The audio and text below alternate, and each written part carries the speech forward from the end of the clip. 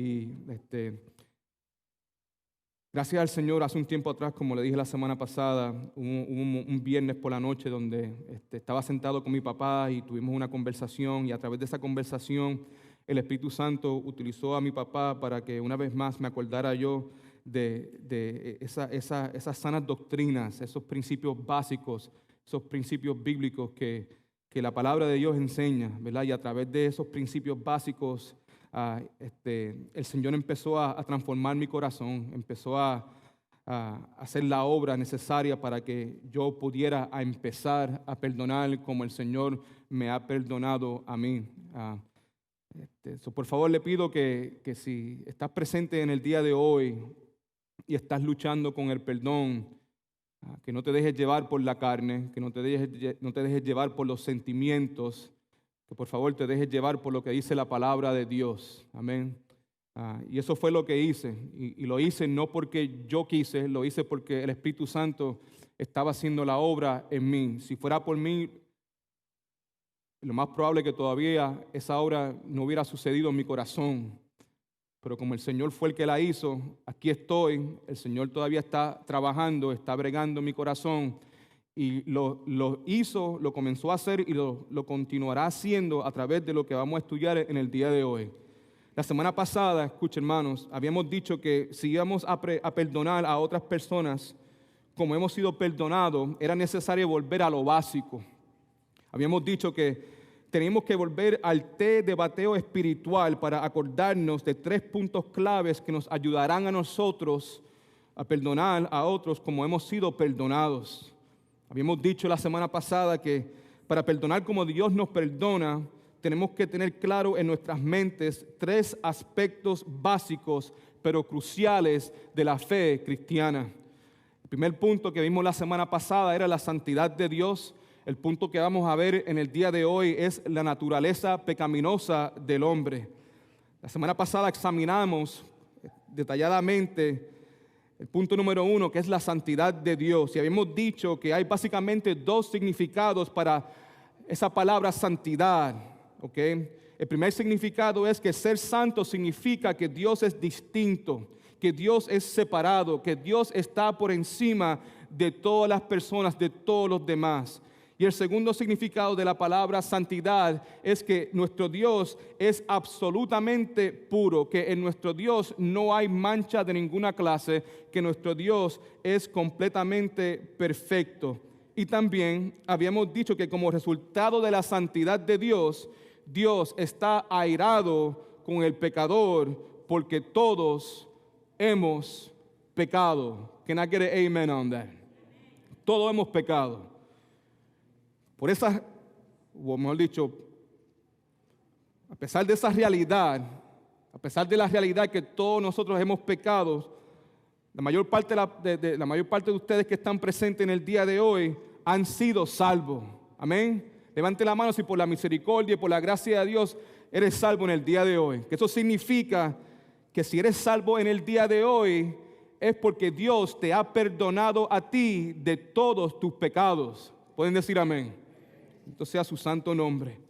Hoy vamos a examinar el punto número 2 ahí en su bosquejo, la naturaleza pecaminosa del hombre. Ve ahí el punto número 2, la naturaleza pecaminosa del hombre. Si tiene su Biblia, por favor, busque ahí Isaías capítulo 6, versículos del 1 al 3. No pienso que esté en su bosquejo, pero por favor búsquelo. Si no está en su bosquejo, búsquelo ahí. Isaías capítulo 6, versículos del 1 al 3.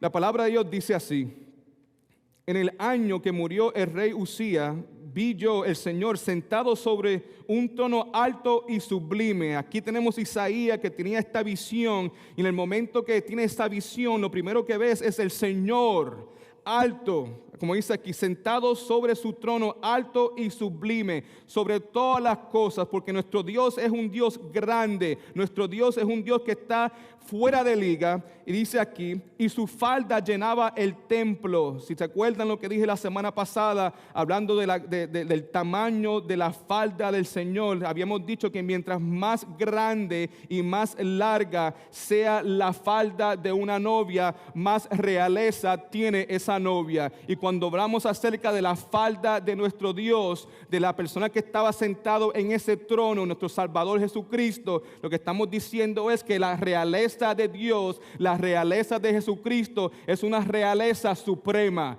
infinita. Bendito sea su santo nombre. Versículo 2 dice que por encima de él habían serafines y cada uno tenía 6 alas.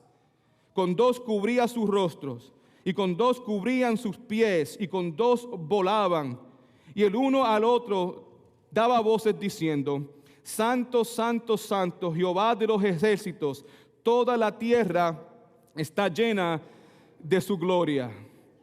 En el día de hoy vamos a enfocarnos en este momento en Isaías capítulo 6, versículo 5. Una vez más, el punto número 2, vamos a hablar acerca de la naturaleza pecaminosa del hombre. En el versículo 5 vemos que Isaías, inmediatamente después que vio a Dios sentado sobre su trono alto y sublime y se dio cuenta de la santidad de Dios, inmediatamente después de eso, Isaías dice: entonces dije, ay de mí, que soy muerto, porque siendo hombre inmundo de labios y habito en medio de pueblo que tienen labios inmundos, han visto mis ojos al Rey, Jehová de los ejércitos. Inmediatamente, como dije, Isaías lo primero que dice es: ay de mí. Lo que vemos aquí es que inmediatamente escuchamos una gran lamentación de la boca de Isaías. Inmediatamente Isaías se da cuenta de su bancarrota espiritual.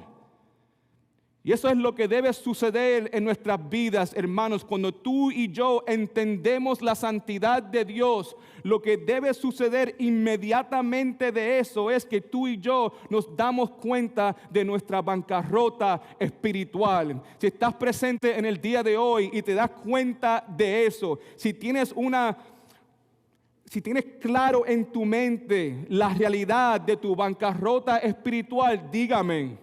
Eso es muy importante. Si vamos a perdonar como el Señor nos perdona a nosotros, tenemos que entender eso. Aquí no hay nadie perfecto. Aquí todos hemos pecado contra Dios, contra el Dios santo, santo del universo. Lo que tú y yo nos merecemos es el castigo de Dios. Lo que tú y yo nos merecemos es la ira de Dios. Lo que tú y yo nos merecemos es el infierno por toda la eternidad. Pero sin embargo, nuestro Dios, en su amor, en su misericordia, en su compasión, ha rescatado a algunos. Y estoy seguro que esta iglesia está llena de muchas de esas personas que han sido rescatadas. Tú y yo no necesitamos que alguien nos diga a nosotros que estamos llenos de pecado. Si estamos presentes en el día de hoy, ese punto ya es claro en nuestra mente. Somos pecadores. Isaías se dio cuenta de eso. Escuche, hermano. Isaías respondió con un sentido de quebrantamiento total a su depravación total. Cuando sus ojos vieron al Rey sentado en su trono alto y sublime, inmediatamente se dio cuenta de la corrupción pecaminosa adentro de su corazón. Escuche, por favor. Si hay una porción bíblica, todo el mundo mire ahí en su bosquejo. Si hay una porción bíblica que describe la corrupción pecaminosa del ser humano a la perfección, es Romanos capítulo 3, versículo del 9 al 18. Si tiene su bosquejo ahí, por favor, todo el mundo busque ahí, Romanos capítulo 3, versículo del 9 al 18. Así dice la palabra de Dios. Todo el mundo escuche, por favor, porque vamos a leer esta porción bíblica varias veces en el día de hoy. Una vez más, la razón por la cual yo estoy hablando de la santidad de Dios, o hablé de la santidad de Dios la semana pasada, y la razón por la cual en el día de hoy vamos a hablar acerca de la naturaleza pecaminosa del hombre, es porque es necesario que tú y yo entendamos estos principios básicos, bíblicos, si vamos a perdonar a otras personas como Dios nos ha perdonado a nosotros. Amén. Romanos capítulo 3, versículos del 9 al 18, tiene que ser memorizado. Tenemos que entender esto claramente. Estos pasajes nos van a ayudar a nosotros a perdonar verdaderamente. ¿Por qué? Pues vamos a ver lo que estos pasajes bíblicos dicen de nosotros. Amén. Romanos 3. ¿Qué pues? ¿Somos nosotros mejores que ellos? Aquí el apóstol Pablo, judío, está hablando. ¿Somos nosotros los judíos mejores que los gentiles? ¿Verdad? En ninguna manera. Pues ya hemos acusado a judíos y a gentiles que todos, una vez más, que todos están bajo el pecado. Como está escrito, subraya por ahí, no hay justo ni aun uno, no hay quien entienda, no hay quien busque a Dios. Todos se desviaron y aún se hicieron inútiles. No hay quien haga lo bueno, no hay ni siquiera uno. Sepulcro abierto es su garganta. Con su lengua engañan. Veneno de serpiente hay debajo de sus labios. Su boca está llena de maldición y de amargura. Sus pies se apresuran para derramar sangre. Quebranto y desventura hay en su camino, y no conocieron el camino de paz. No hay temor de Dios delante de sus ojos. Escuchen, lo que se encuentra en Romanos capítulo 3, mis queridos hermanos, es la descripción más explícita de la depravación total del ser humano en toda la Escritura.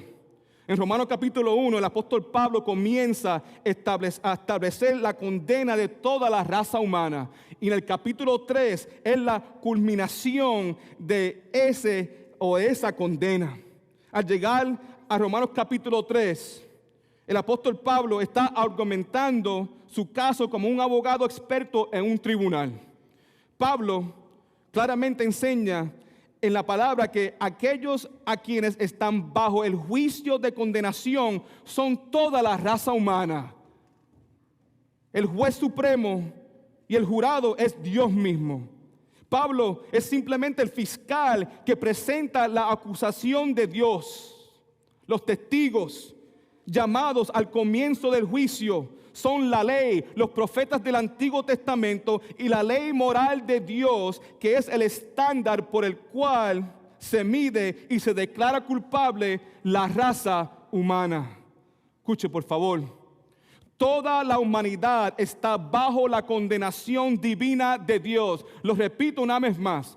Toda la humanidad, toda persona que no está en Cristo Jesús está bajo la condenación divina de Dios. Nadie está excusado. No existe un tribunal de apelación superior.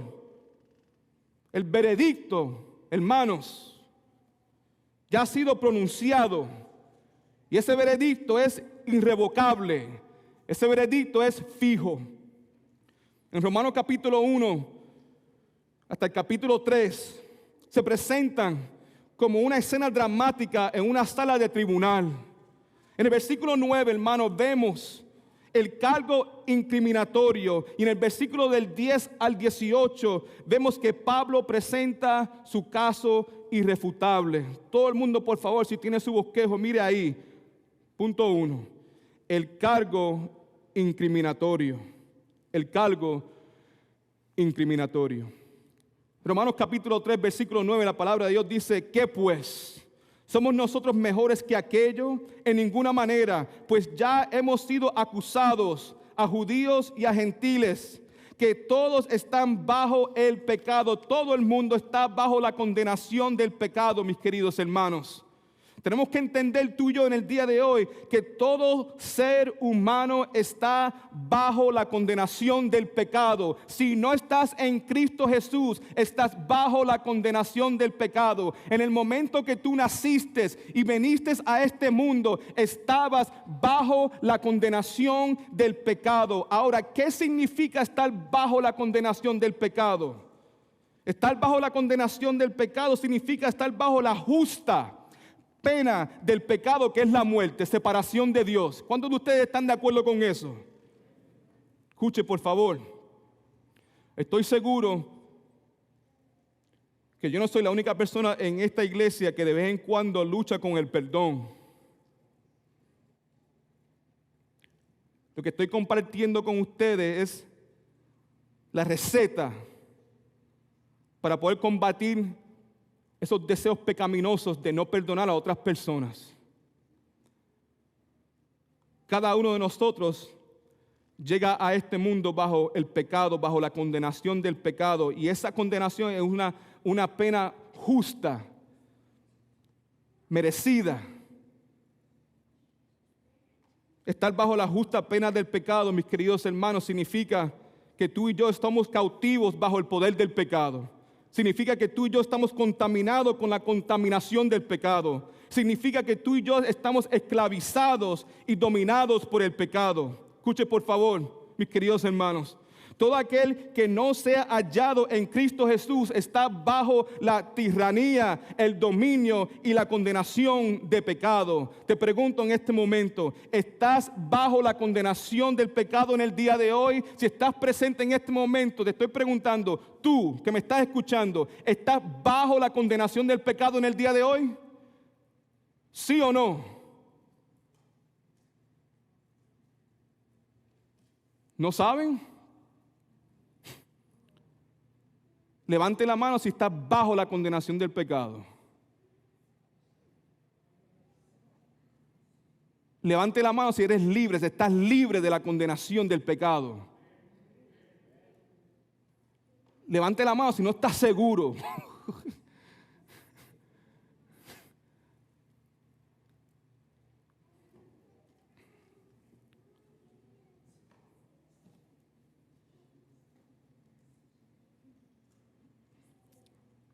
Si en el día de hoy estás bajo la condenación del pecado, necesitas ser salvo.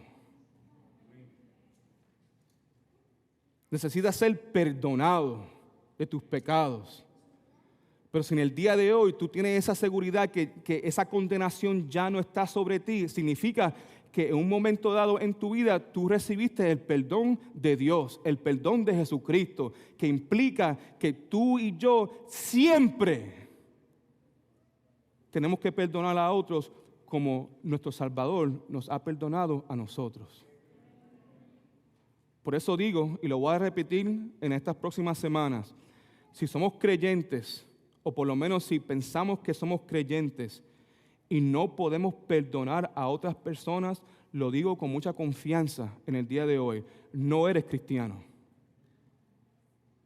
Lo repito una vez más.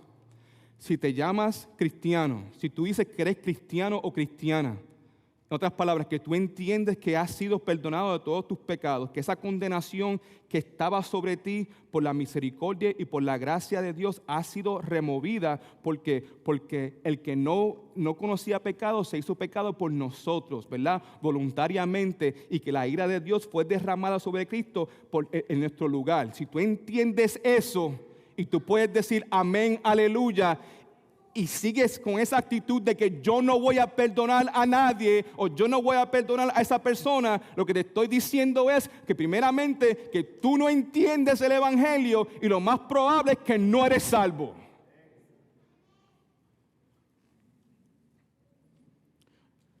Yo tuve que venir a esa realization when I was struggling in the midst of all this stuff.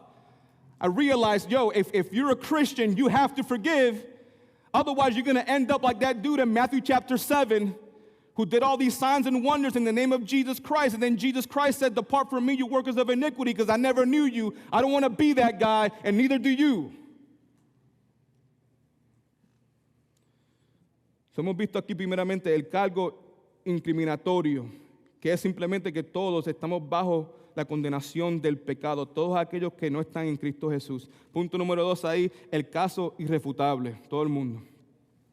En Romanos capítulo 3, versículos del 10 al 18, Pablo argumenta su caso con citas bíblicas del Antiguo Testamento que están usando como pruebas irrefutables en contra de la raza humana. En el versículo 10 al 18, Pablo cita 8 versículos del Antiguo Testamento en rápida sucesión.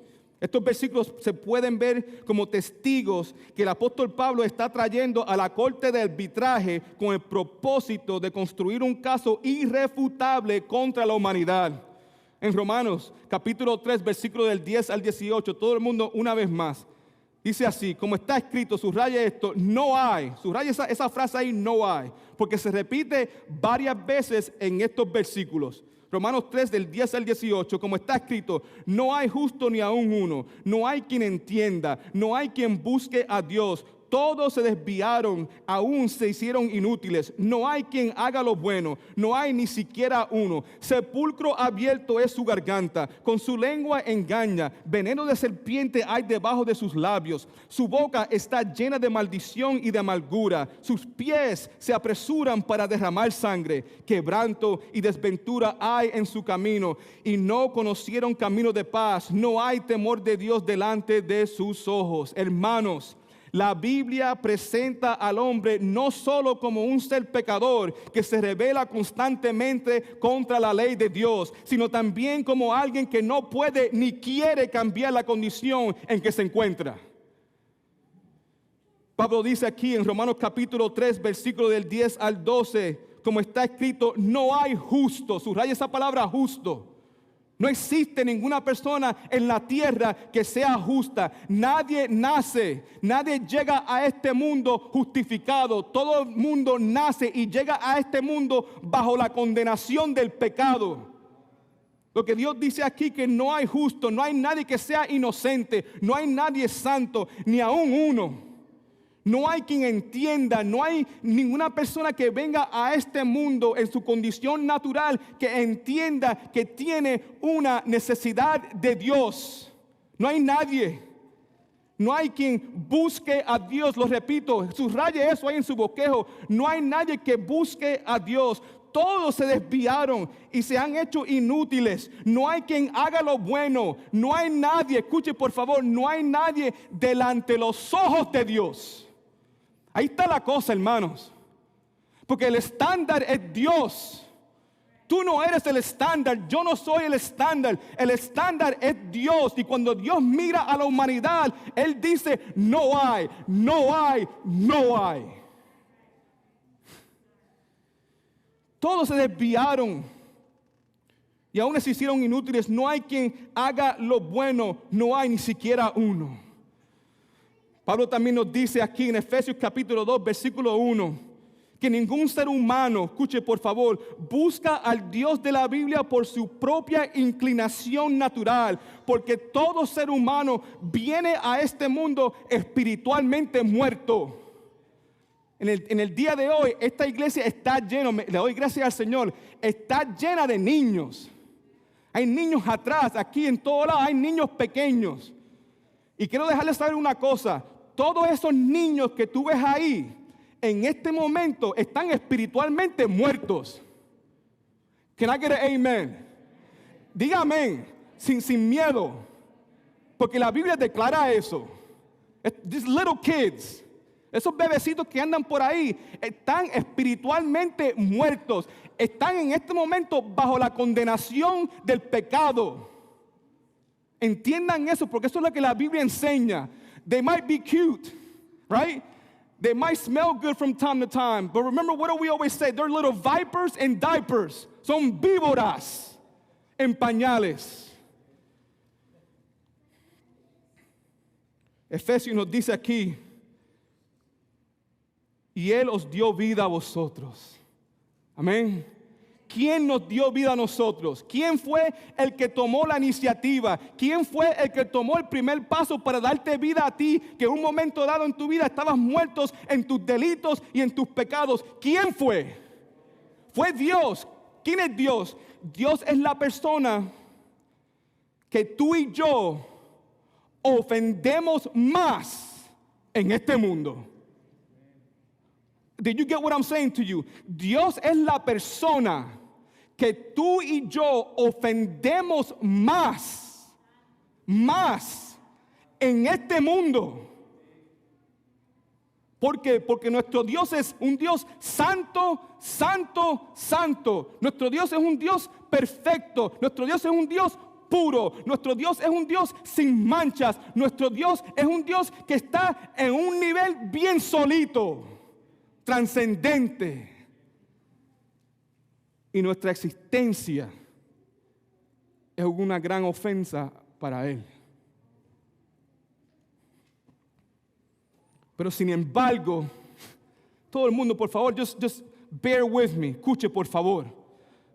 Pero sin embargo, Efesios capítulo 2, versículo 1 nos dice, y Él, Dios, os dio vida a vosotros cuando estabais muertos en vuestros delitos y en vuestros pecados.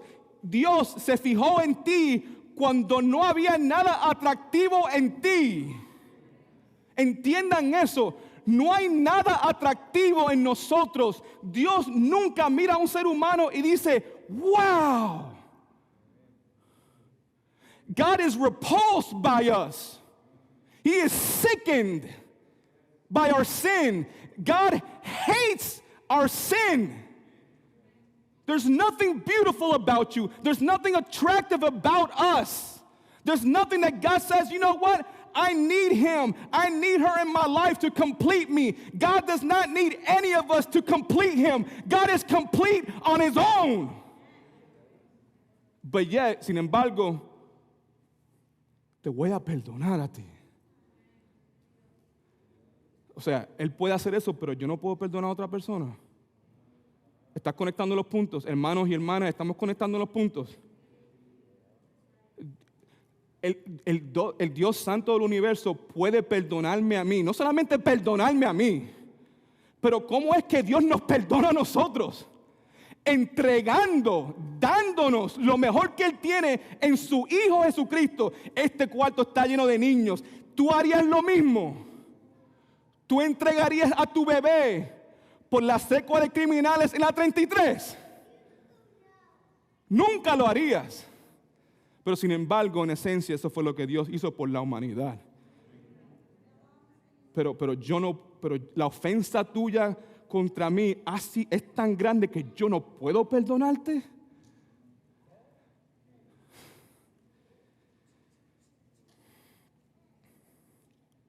Escucha, hermano. Lo que Pablo nos está tratando de comunicar es que el ser humano tiene una naturaleza pecaminosa. Y si todavía no entiende lo que quiero decir, por favor, déjeme explicárselo de esta manera. Escuche, por favor. Si ponemos a un buitre, levante la mano si tú sabes lo que es un buitre. Ven. A vulture. Si ponemos a un buitre a escoger entre un cadáver y semillas, ¿qué es lo que el buitre va a escoger? El cadáver, ¿verdad? Y si hacemos lo mismo con una paloma, si cogemos una paloma y hacemos que la paloma escoja entre un cadáver y semillas, ¿qué va a escoger la paloma? ¿Por qué? Porque cada uno, escuche, cada uno actuará conforme a su naturaleza. Para que un buitre pueda escoger una semilla, su naturaleza buitresca necesita ser transformada, o mejor dicho, necesita ser palomizada. Necesita ser ¿qué? Transformado. Y lo mismo ocurre con el pecador. El pecador, al tener que elegir entre Dios y el pecador siempre, pero que siempre va a escoger el pecado. ¿Por qué? Porque por naturaleza es enemigo de Dios y por naturaleza ama el pecado. ¿Me entiende?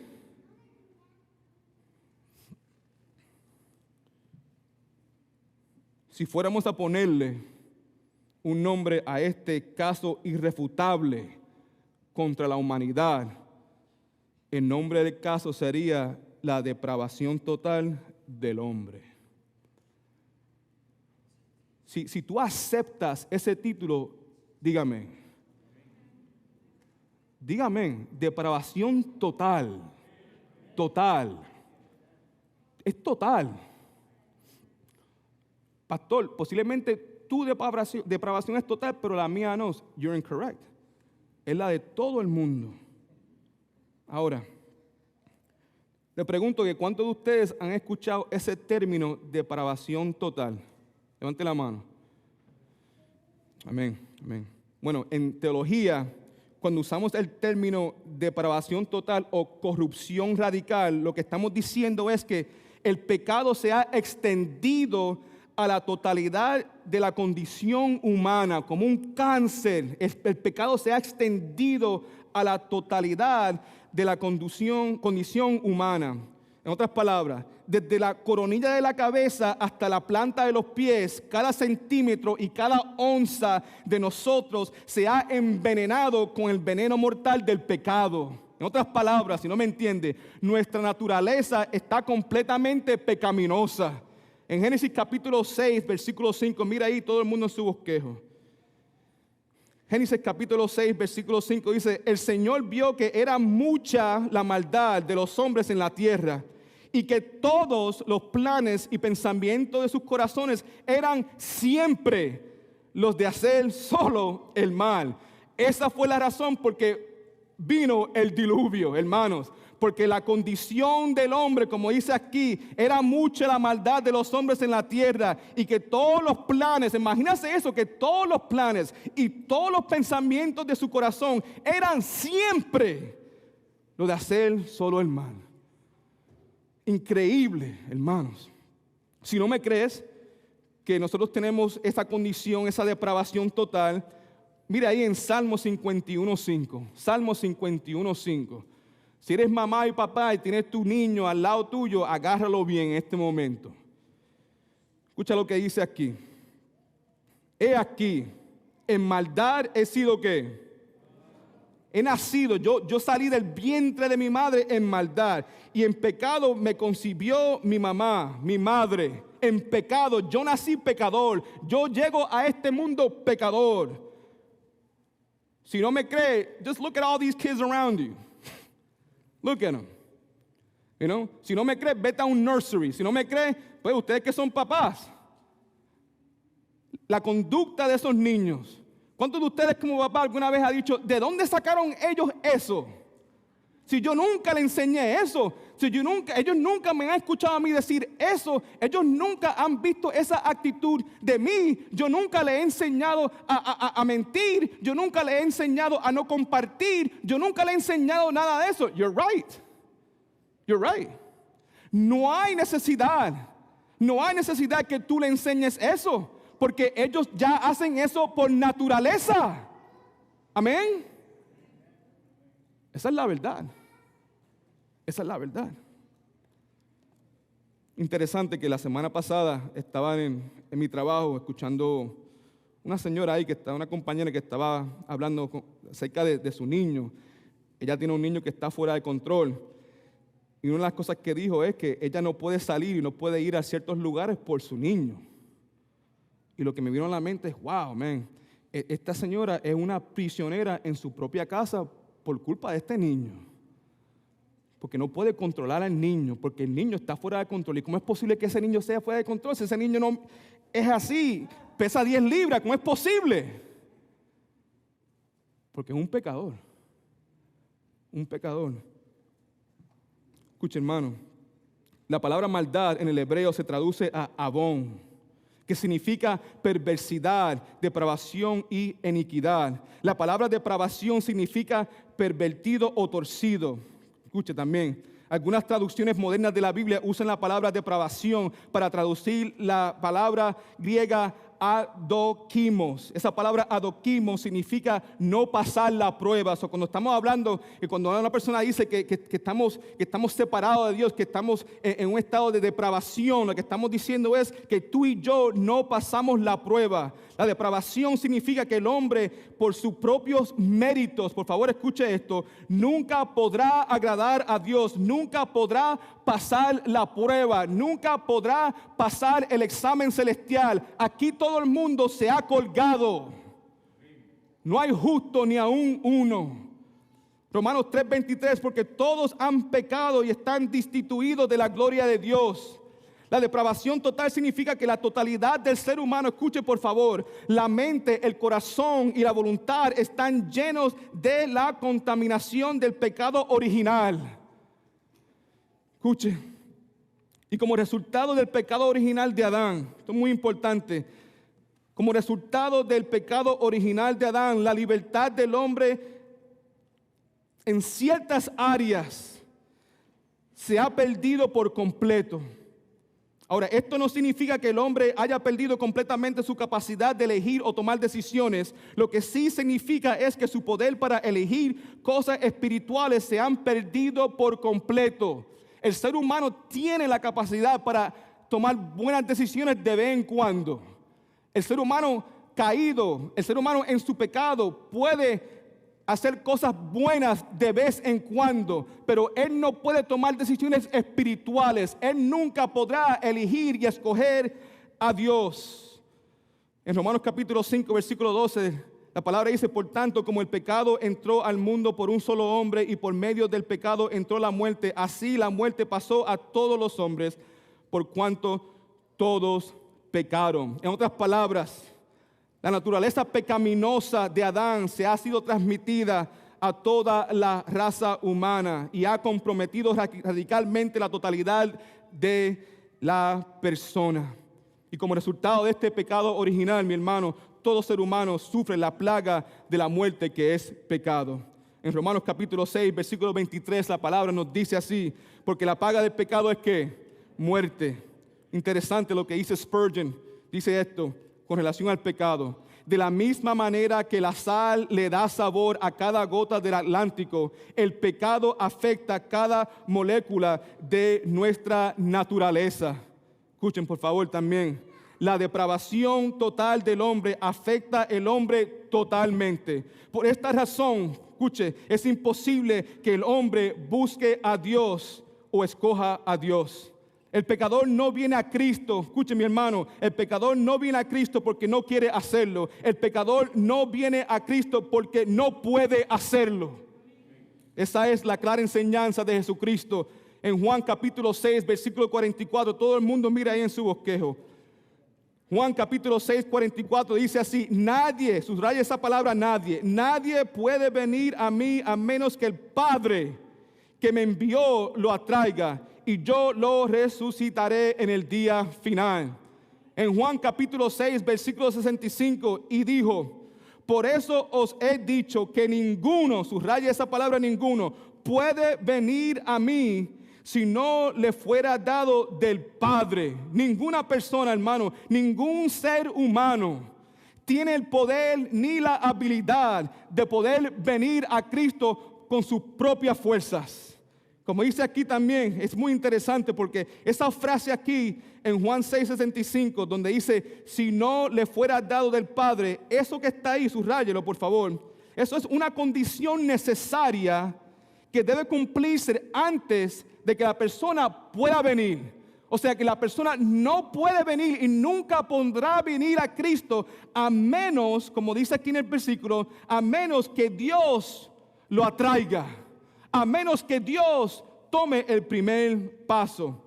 En Juan capítulo 3, versículo 27 dice: respondiendo Juan y dijo: No puede el hombre recibir nada si no le fuere dado del cielo. En otras palabras, el hombre en su naturaleza pecaminosa no puede recibir nada espiritual si no le es dado del cielo, si Dios no toma la iniciativa al comienzo. En Juan capítulo 1, versículo del 12 al 13, dice así: mas todos los que recibieron, a los que creen en su nombre, les dio potestad de ser hechos que hijos de Dios, los cuales no son engendrados o nacidos de sangre, ni de la voluntad de la carne, ni de voluntad de varón, sino de ¿qué? De Dios. En otras palabras, la salvación le pertenece solamente a Dios.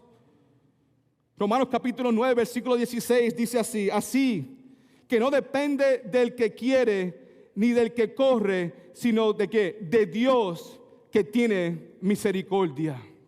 Escuche, hermano, Dios tiene que permitir que una persona venga a Cristo. Debido a nuestra depravación total, hemos perdido nuestra habilidad de venir a Cristo. El hombre natural puede tomar decisiones, pero solo puede tomar decisiones de acuerdo a sus naturalezas y deseos. Como seres humanos, tú y yo tenemos el libre albedrío. Pero el problema es que nuestra voluntad ha sido corrompida y manchada por el pecado. Y como resultado de nuestra naturaleza natural, nunca deseamos a Dios o las cosas de Dios. Esta es la razón por la cual debemos ser atraídos por Dios el Padre si verdaderamente vamos a ser salvos. Escuche, el ser humano libremente rechaza a Dios porque está en hostilidad contra Dios. Es imposible que el hombre natural venga a Cristo a menos que Dios lo atraiga.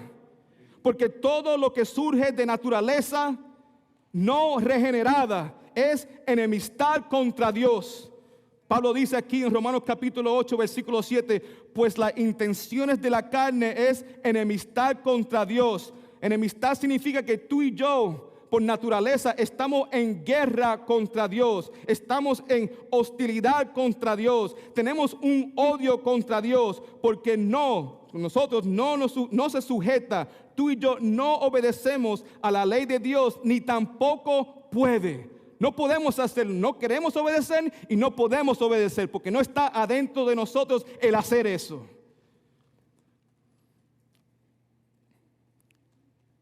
Desde el primer pecado en Edén, hermanos, el hombre quiere ser su propio Dios, por lo cual es imposible para ese hombre humillarse y someterse a Dios. Escuche, cuando tú y yo usamos ese término teológico de depravación total, no estamos diciendo que los hombres sean todo lo malo que pueden llegar a ser, o que todos los seres humanos sean completamente incapaces de hacer alguna cosa relativamente buena.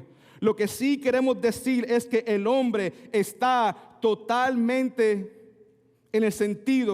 totalmente depravado, en el sentido de que todas sus facultades han sido profundamente afectadas por el pecado, su intelecto, su voluntad y sus emociones. Ese es el diagnóstico que Dios nos da a nosotros como seres humanos. Pienso yo que lo mejor que tú y yo podemos hacer con ese diagnóstico es aceptarlo y pedirle al Señor que nos ayude. Ahora, si todavía no entiendes o estás teniendo dificultad aceptando esta enseñanza bíblica, mire una vez más ahí en su bosquejo Romanos capítulo 3, versículo del 9 al 18.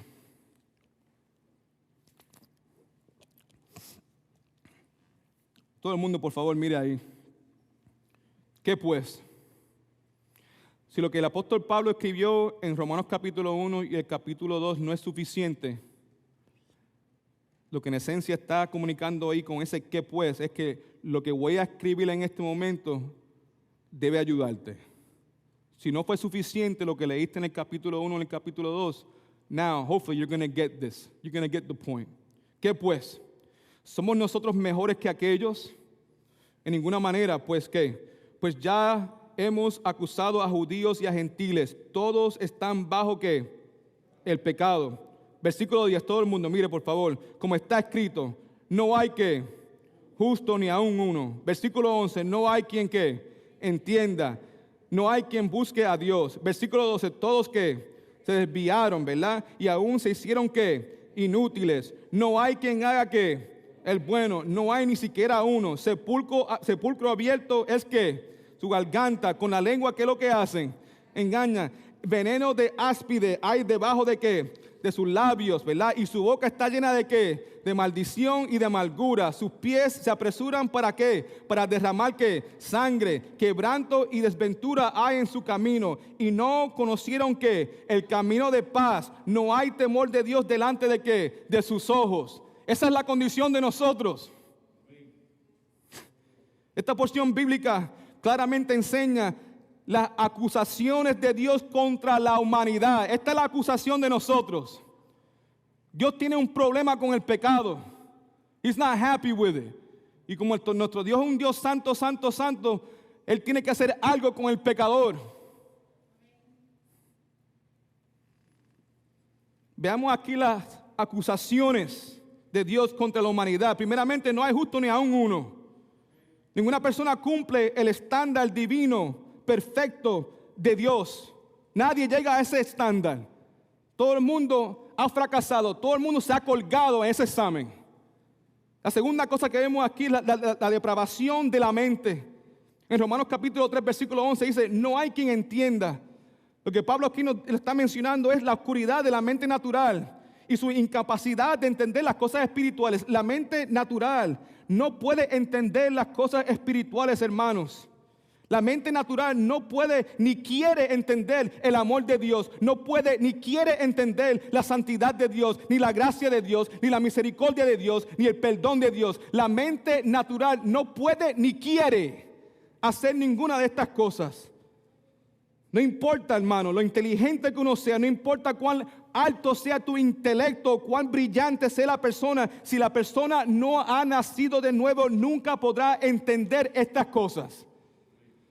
En 1 Corintios capítulo 2 versículo 4, la palabra dice, pero el hombre natural no percibe las cosas que son del Espíritu de Dios, porque para él son ¿qué? Locuras.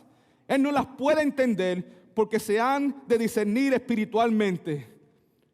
Explicarle el evangelio, por favor escuche, explicarle el evangelio a un hombre natural es como describirle la puesta del sol a un ciego o describirle una sinfonía a una persona que sea sorda.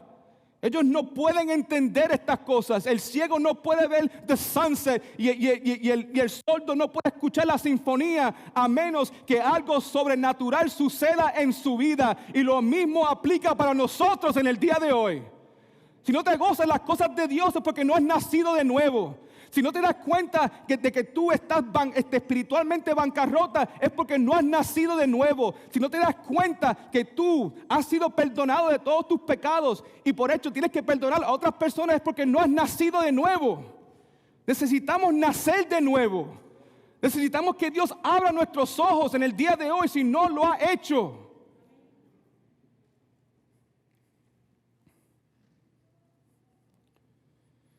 Escuche, hermano. Número 3 ahí en su bosquejo, la depravación del corazón.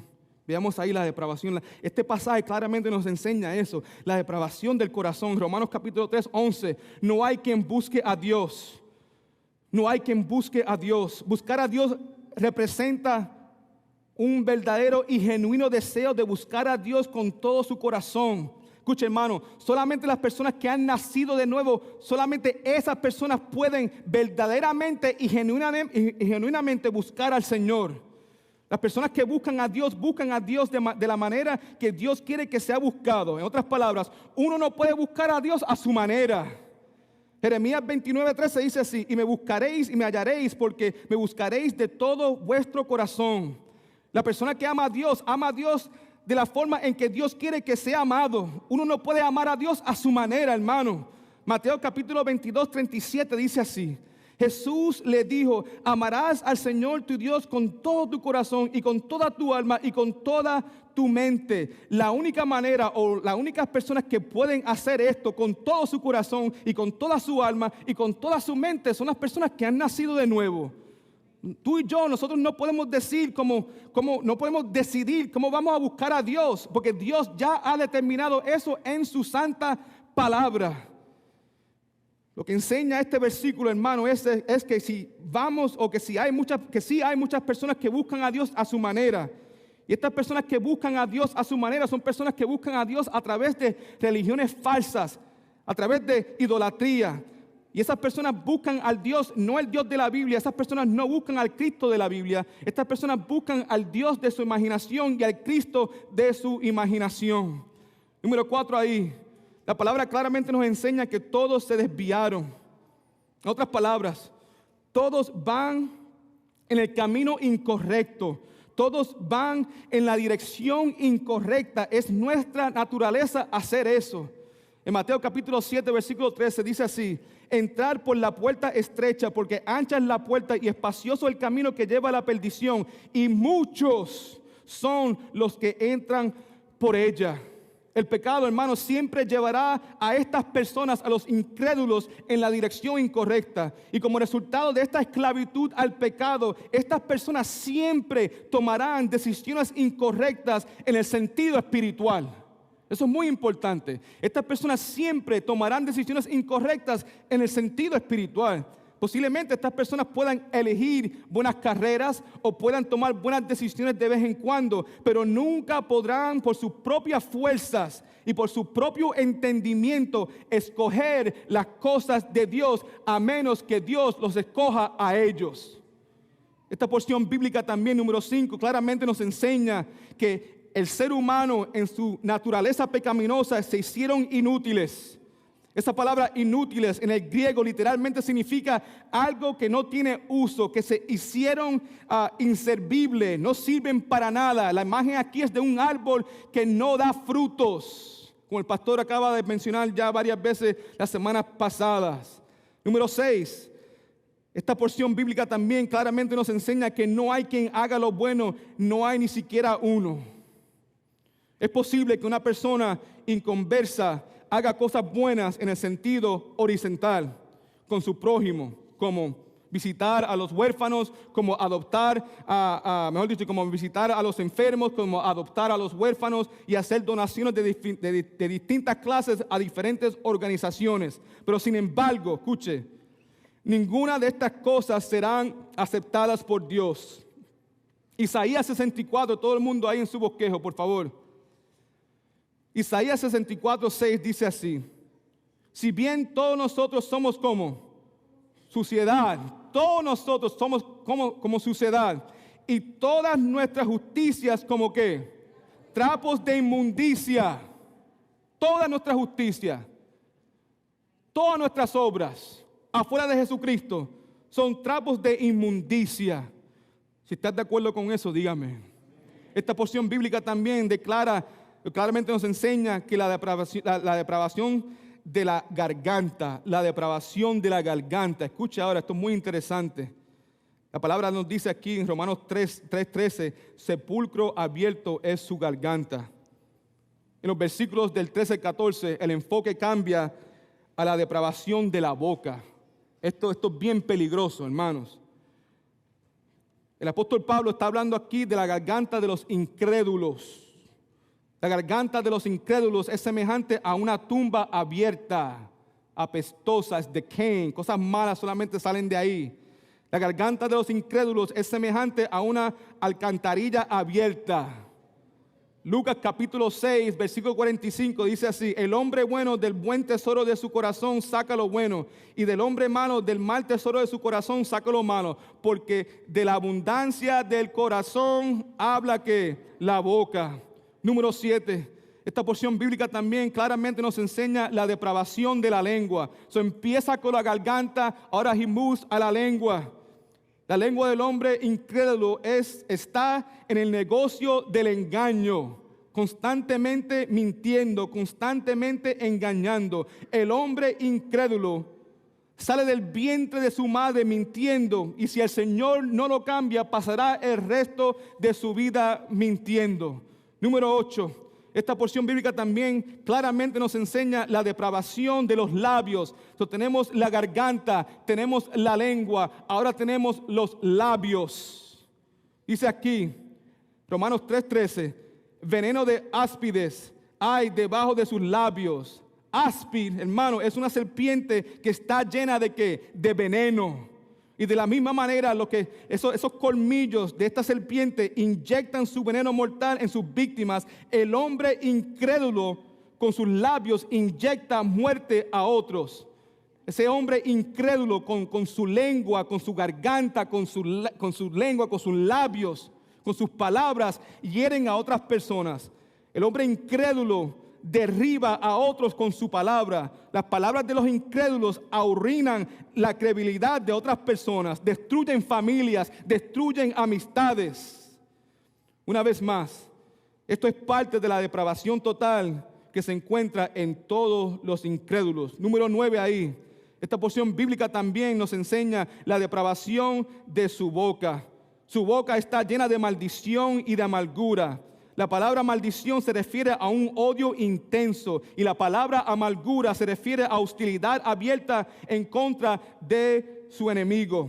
Escuchen, hermanos, la boca de los incrédulos no está parcialmente llena de la inmundancia, sino que está completamente llena de ella. Número 10. Esta porción bíblica también claramente nos enseña la desviación de sus pies. En Romanos capítulo 3, versículos del 15 al 17, la palabra dice, sus pies se apresuran para derramar sangre, quebranto y desventura hay en sus pies. Mejor dicho, en sus caminos, y no conocieron camino de paz.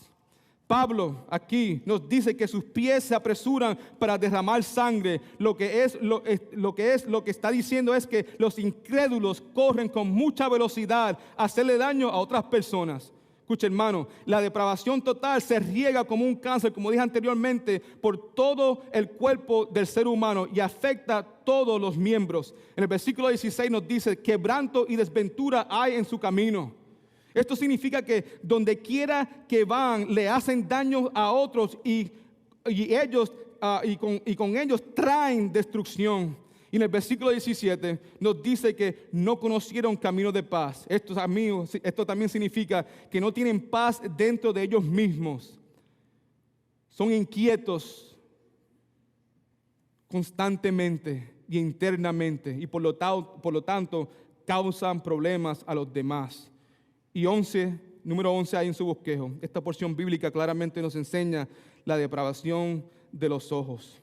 No hay temor de Dios delante de sus ojos. El hombre incrédulo, hermano, en este hombre no hay una gota de temor de Dios. No hay reverencia por Dios. No toma a Dios en serio. Este hombre no se humilla delante de Dios, ni tiene temor del juicio final del infierno. Ahora, dado a como Pablo pinta este cuadro de la depravación total del ser humano, pregunta es esta: ¿cómo podría alguien argumentar contra la doctrina de la depravación total? Uno no puede. No podemos argumentar. La palabra claramente lo declara. Todos somos pecadores. No hay justo ni aún uno. Amén. La única manera de argumentar en contra de la doctrina de la depravación total sería pues quitando Romanos capítulo 3 de la Biblia. Pero está ahí. Escuche. Los cargos contra la humanidad ya han sido presentados. Amén. Ya vamos a terminar. Esto es lo último. ¿Cuáles son los cargos? Para todos ustedes que han sido ofendidos en el pasado, para todos ustedes que han sido heridos por otras personas varias veces, para todos ustedes que han experimentado eso y han llegado a un punto en su vida donde dicen, ya yo no quiero perdonar más. ¿Cuántas veces tengo que perdonar a esta persona que me sigue haciendo este mismo daño? Eso no es justo. It's not fair. Yo estoy sumamente herido, yo estoy sumamente herida. Yo no quiero perdonar. Para la persona que piensa de esa manera, por favor entienda que lo que acabamos de ver aquí es que hay muchos cargos en contra de nosotros. Romanos capítulo 3, versículos del 9 al 18, claramente nos presenta todos esos cargos. ¿Y cuáles son esos cargos, pastor? Los cargos vienen de Jesucristo, de Dios, de Jesucristo. Esto es lo que dice Dios. Primer cargo, que no hay justo ni aún uno. Si eres culpable de eso, dígame. O mejor, diga culpable. No hay quien entienda las cosas de Dios. Antes de Cristo no había nadie aquí que entendiera las cosas de Dios. Si eres culpable de eso, dígame. Diga culpable, mejor dicho. Culpable.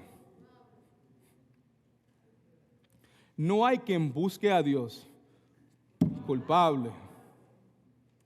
Todos se desviaron. Culpable. No hay quien haga lo bueno. No hay ni siquiera uno. Culpable. Sepulcro abierto es su garganta. Culpable. Con la lengua engañas. Culpable. Veneno de serpiente hay bajo de sus labios. Culpable. Su boca está llena de maldición y de amargura. Culpable. Sus pies se apresuran para derramar sangre. Culpable. ¿Me están escuchando? Quebranto y desventura hay en su camino. Culpable. No conocieron el camino de paz. Culpable. Y no hay temor de Dios delante de sus ojos. Culpables. Y podemos seguir por ahí para abajo. Amén. Hermanos, amén. Todo ser humano llegó a este mundo culpable de todos estos cargos. Estos niños preciosos que andan por ahí, que todavía no tienen a Cristo, necesitan ser perdonados eventualmente. Amén. Porque nacen ya con este pecado. Por eso es que the most important thing that you and I can do for our children is to pray for their salvation.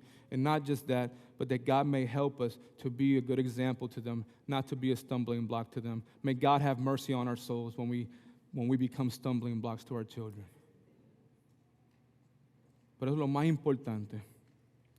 So, en esta escena,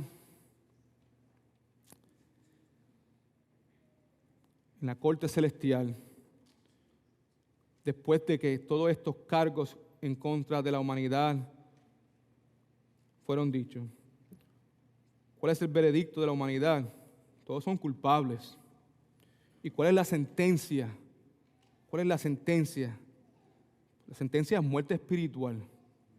La sentencia es separación de Dios en el infierno. Hermanos, en el infierno. Es un lugar real. El infierno es un lugar real creado por Dios. ¿Ok? En el infierno es un lugar eterno, para siempre.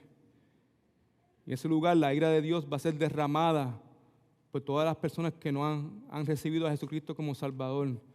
Todas esas personas que todavía están en sus pecados y en sus delitos. Esa es la condenación.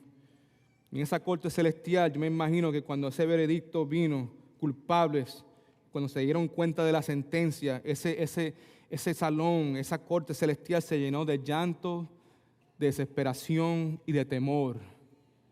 Pero inmediatamente, I would like to believe, inmediatamente Jesucristo como el Cordero de Dios, listo para tomar el lugar del pecado. Jesucristo viene a tomar el lugar del pecador en ese momento. Amén. Le pregunto en este momento, ¿cuántos de ustedes pueden decir con certeza que Cristo ha tomado mi lugar? Amén. ¿Cuántos de ustedes entienden que sí, yo vine a este mundo como pecador, pero mis pecados han sido perdonados? Amén. Que ya no hay condenación para todos aquellos que están en Cristo Jesús. ¿Por qué? Porque Jesucristo tomó nuestro lugar. Jesucristo fue el que decidió, como el Cordero de Dios, recibir en su cuerpo la ira perfecta de Dios. Él derramó su sangre por nosotros. Amén. Para que tú y yo no teníamos que sufrir la ira y el castigo de Dios por toda la eternidad. Te pido en este momento, si estás escuchando, que si no has recibido a Jesucristo como Salvador, que lo hagas en el día de hoy. Arrepiéntete de tus pecados. Reconoce que tú veniste a este mundo, a esta tierra como pecador separado de Dios y que tienes necesidad de un Salvador. Jesucristo quiere salvarte a ti. Él quiere salvarte a ti. Él quiere transformarte a ti. Pero tú sabes que la salvación es de Dios. Por eso digo, yo nunca me siento mal, and I never feel depressed after I share the gospel with somebody if they receive Jesus Christ or if they don't. Because there's nothing that I can do with my own willpower to cause somebody to come to Jesus Christ. There's no words, there's nothing that I can do. Only Jesus Christ, o mejor dicho, only God the Father can draw people to Jesus Christ. And I see it all the time. Let me ask you this. Jesucristo, levante la mano, dígame si Jesucristo es la mejor cosa que le ha pasado en su vida. Pero si verdaderamente lo creen, levante la mano si verdaderamente, like you believe that with all your heart, man.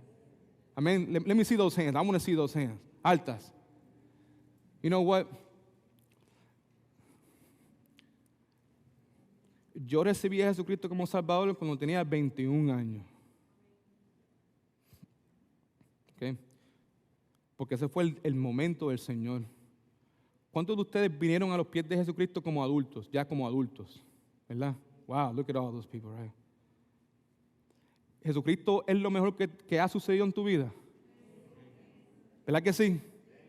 So, la pregunta es, ¿y por qué no lo hicimos antes? Right? ¿Sabes? Si una persona, vamos a pretender, si una persona viene en tu adolescencia, tú no eres cristiano, let's just pretend, you're not a Christian, en tu adolescencia, una persona viene a ti y te ofrece $1 billón, ¿lo vas a aceptar? En tu adolescencia, escúchame, una persona en su adolescencia, ¿verdad? Que todavía está en sus delitos, en sus pecados. Si una persona viene a esa persona y le ofrece $1 billón, esa persona, ese adolescente, ¿qué va a hacer con esa oferta? La va a recibir. Todo el mundo la va a recibir porque está en su naturaleza amar el dinero, confiar en el dinero, porque para ellos eso es lo mejor que hay. Eso va a transformar mi vida. Sin embargo, en el día de hoy, la mayor parte de ustedes reconocen Jesucristo, by far, is the best thing that has ever happened to me and will ever happen to me. ¿Verdad? So, la pregunta es, si eso es verdad, ¿por qué no lo hiciste lo más pronto posible en tu vida? ¿Por qué esperaste hasta que tenías 30, 40, 50 años para hacer eso? Pues simplemente porque tú estabas muerto en tus delitos y en tus pecados. Tú no tenías el poder para escoger a Dios. Tú estabas ciego, tú no podías ver el valor y la belleza de Jesucristo.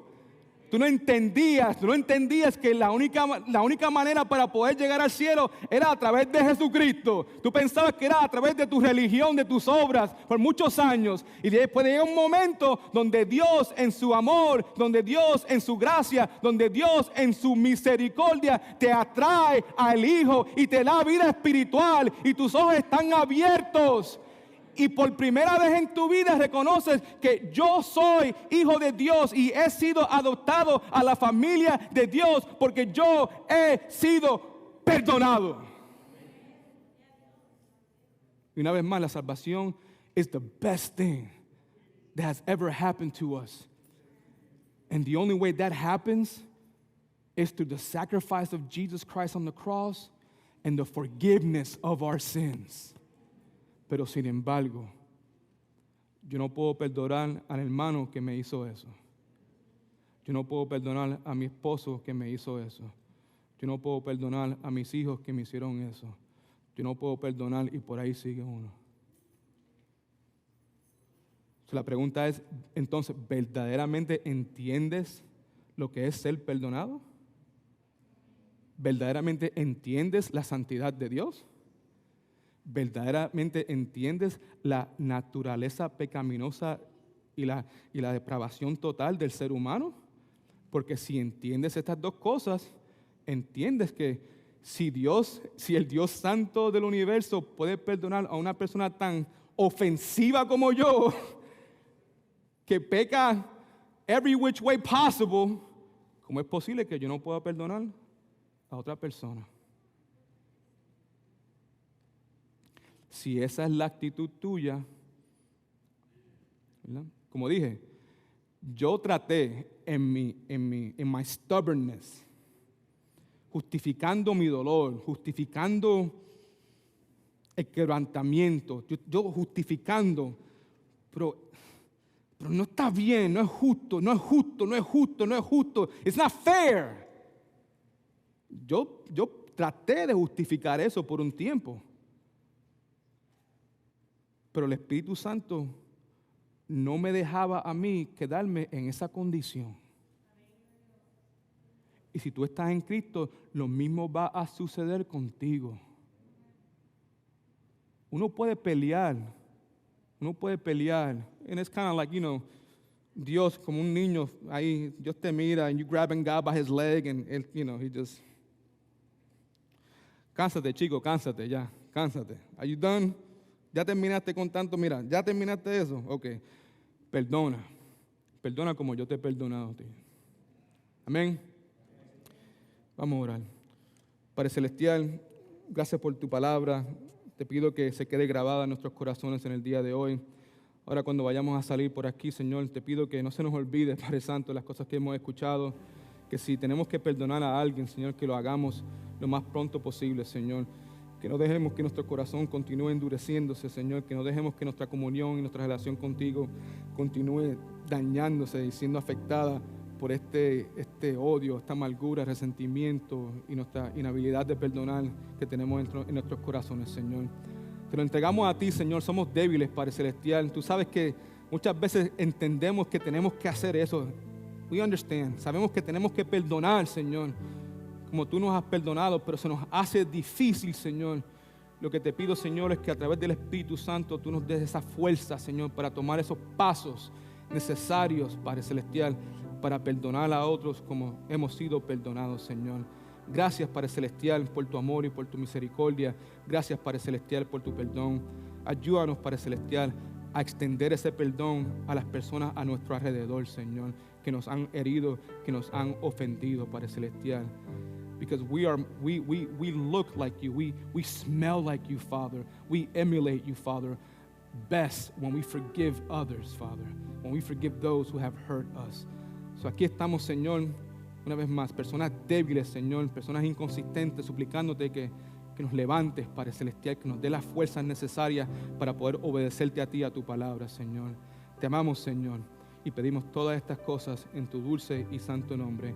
Y la iglesia de Jesucristo dice, amén.